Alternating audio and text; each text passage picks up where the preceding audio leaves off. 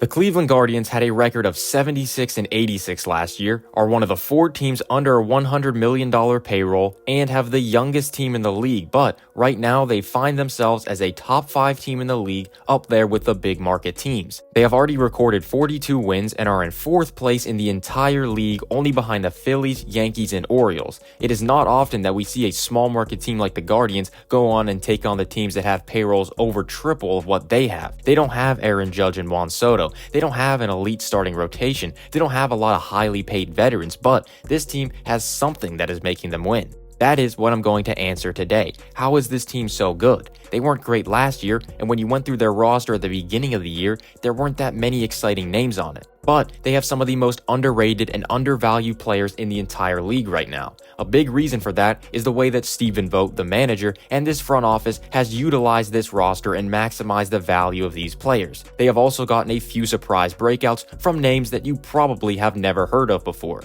All of this has helped them become one of the winningest teams in the league.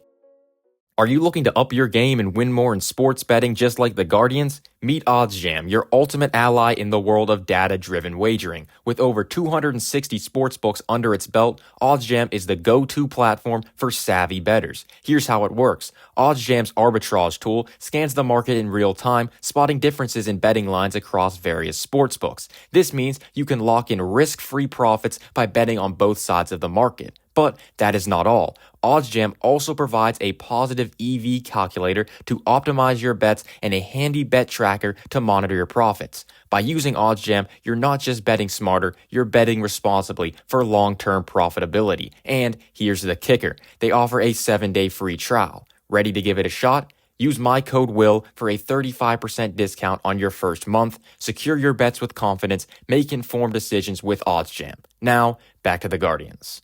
This team is putting up completely different numbers than they did last year. The pitching in Cleveland has always been solid, but right now, I just want to focus on the offense. As you can see here, the offense went from 27th best at scoring runs to the 6th best so far in 2024. That is a product of the huge jump in power that they are seeing in 2024. They have the 9th most home runs so far this year compared to being dead last a season ago. Their WRC+, a good metric to measure overall offensive output, has increased from 92 to 107, which is top 10 in the league this year. It's safe to say that the offense has improved massively, and it's coming from some places that nobody saw coming. Let's take a look at the top 5 most productive hitters for the Guardians in 2024 so far. To determine this, I'm going to use WRC+, which takes every outcome a hitter is responsible for and calculates how well the hitter is compared to the league average, which is set to be 100. The 5th highest on this team is Tyler Freeman with a 103 WRC+. The Guardians acquired him in the 4th round of the 2017 draft. Since debuting in 2022, Freeman has made strides as a contact-oriented hitter with an 86th percentile whiff rate and an 87th percentile strikeout rate. He's not going to hit for any crazy power, but will put the ball in play often. He also provides the Guardians with some defensive flexibility, as he serves as the team's primary center fielder, but has also seen time at 2nd, 3rd, and short. The 4th best hitter on the team has been Josh Naylor, who has posted a 116 WRC+ in 2024. The Guardians acquired Naylor in 2020 from the Padres in a trade where they sent Greg Allen, Mike Clevenger, and Matt Waldron in return. Naylor has tapped into his power since joining the Guardians, and that is on display this year as he's hit 16 home runs, tied for 7th in the league. He is also a great well-rounded hitter with a 77th percentile strikeout rate and a 69th percentile walk rate. He makes contact frequently, and the quality of contact is also great. He's in the 84th percentile when it comes to exit velocity and the 77th percentile in barrel rate. He also provides value in terms of the energy that he brings to the team, as there have been multiple instances of that taking place, but there is no stat for that yet. Next up is a guy we all know about, Jose Ramirez. He's still here playing 3rd base for the Guardians and will be for a while. He's one of the best hitters in the league and one of the best all-around players in the league in general. His 150 WRC+ is good for 13th in the entire league. He has been underrated his entire career, not getting the same love as the other stars around the league. We all know him, we all love him. These next 2 players are not in the same boat though. At number 2 is Steven Kwan with a whopping 178 WRC+. He has missed some time this year due to a hamstring strain, but amongst players with at least 150 plate appearances, the 178 WRC+ is 4th in the league behind Aaron Judge, Juan Soto, and another guy who we'll talk about in a little. Kwan, of course, broke onto the scene 2 years ago with his crazy contact rates and his gold glove defense, which has made him one of the more valuable players in the league. He accumulated nearly 5 WAR in his rookie year, and this year he already has 2.5, so he's on pace to reach that number once again. He walks more than he strikes out, a feat that very few players can do in today's game. He relies on hitting a lot of line drives, and this year he has done just that, with 32% of his batted balls being liners, which is 8% better than the league average. Finally, number 1, we have David Fry. Remember that one guy who was above Kwan in the WRC Plus leaderboard? Yeah, it's David Fry. His 196 WRC Plus places him right in the middle of Aaron Judge and Juan Soto. Pretty good spot to be. He was originally drafted by the Brewers in the 7th round of the 2018 draft and sent to the Guardians in a 2022 trade as a player to be named later. This year, he has broken out offensively, getting on base at an insanely high rate. He's in the 98th percentile in walk rate and the 90th percentile in chase rate, meaning his discipline is great. Almost nobody knew this guy's name before going into this year, but if you followed baseball at all, you've probably heard a lot about him, and he's a big reason why the Guardians are so surprisingly successful in 2024.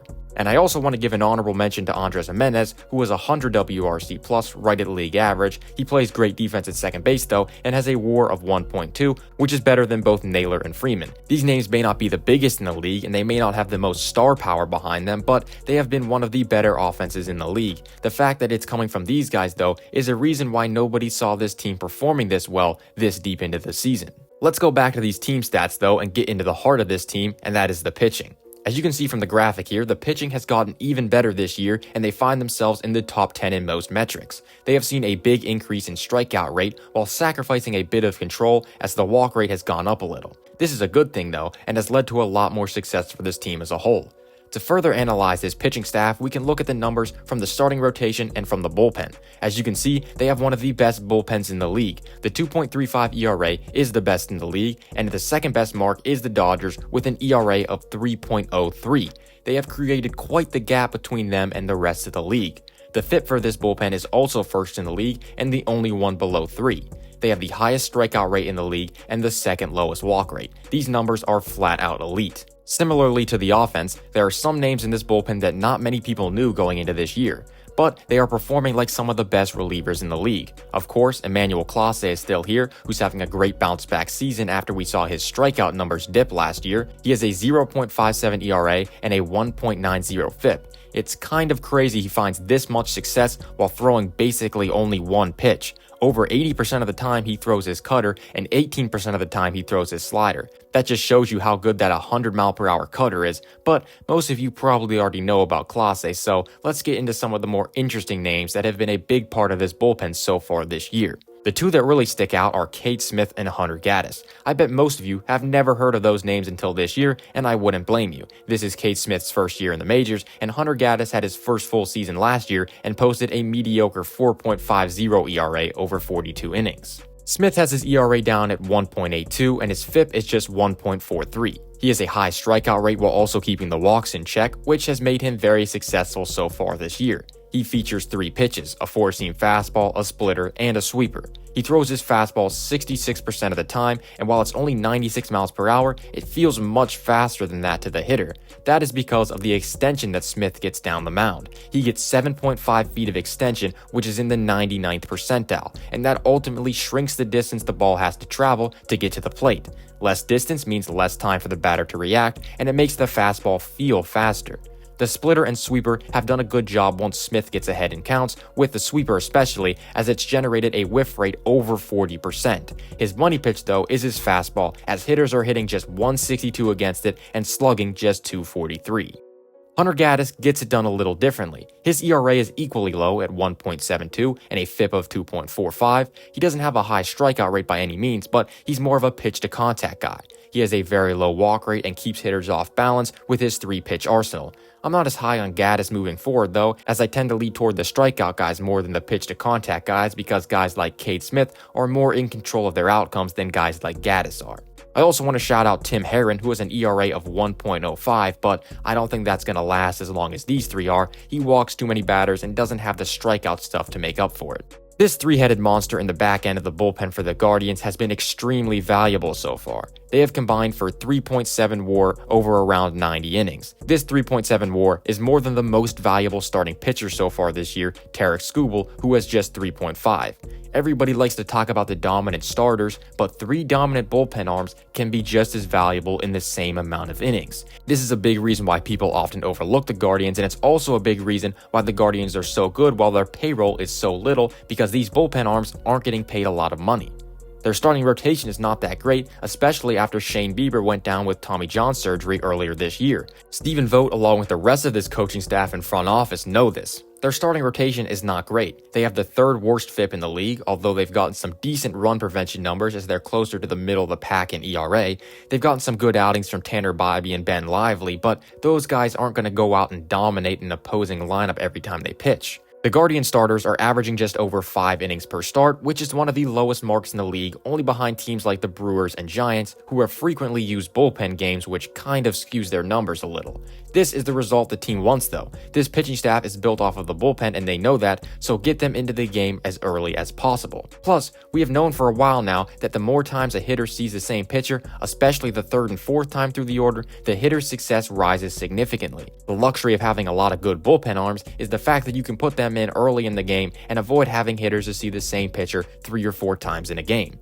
Obviously, the Guardians didn't invent this strategy. The Rays popularized it, and it really became known after the 2020 World Series when Blake Snell was pulled after going through the order 2 times. That sparked a lot of controversy, and you can say what you want about that, but over a large sample, this strategy has the numbers to back it up. The Guardians are just the latest evidence supporting this theory. In terms of F-WAR, the Guardians have the worst starting pitching staff in the league with just a 1.9 F-WAR this year. Their bullpen, though, is the best in the league as they are worth 4.3 WAR, which is 0.6 above the 2nd place Phillies and 1.6 above the 3rd place Reds. The gap between them and the rest of the league is insane. They are just dominant. The question is, though, can they win a World Series with this team?